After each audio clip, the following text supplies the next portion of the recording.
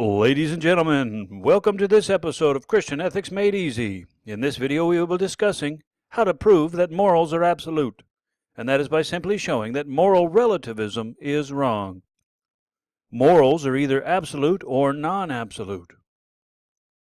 They are not non-absolute, therefore they must be absolute. First, what morals are, and then why they cannot be relative. Now, a moral obligation is a duty that is itself good. Not merely good because it will accomplish something that is good. Morality is prescriptive, something we ought to do. It's not descriptive, something that we are doing.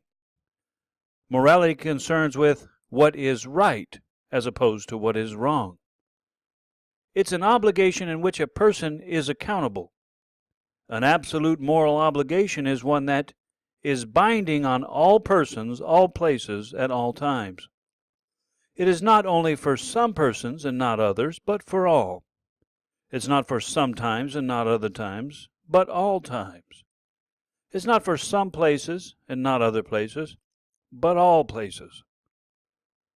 Cold-blooded murder is wrong today, yesterday, and forever. It always has been, and it always will be. Well, now that you have a good understanding of what the nature of absolute morality is, let's look at a few reasons why moral relativism is incorrect.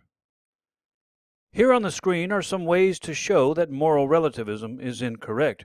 But my favorite way is to show that moral relativism is unaffirmable and self-defeating. That is, that you cannot affirm that morals are relative without indirectly implying morals are absolute. The implication is that we shouldn't believe in moral absolutes, but this is itself a moral absolute. So anytime someone says that we should or should not do something, either directly or indirectly, then they are making an absolute moral prescription. Should all people reject morals, no matter where they live, at all times? Notice the implication that people should not believe in moral absolutes. And this is binding on all people, all places, at all times. This is a moral absolute. There is no way to avoid moral absolutes without affirming a moral absolute. So remember, moral relativism is self-defeating. But the question remains, if there's a basis for morality, absolute morality, then why do so many people believe that morals are relative?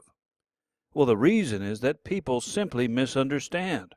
They misunderstand that morals don't change, but rather people change in their actions and understanding.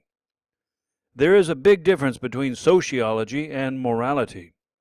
Sociology is what people do and have done, but morality is what people ought to do or should have done. Sociology is descriptive. Morality is prescriptive. People's attitudes and understanding is what changes. Once witches were sentenced as murderers, but now they're not. And not because the moral duty not to murder has changed, but rather our understanding of witches and their ability to murder has changed.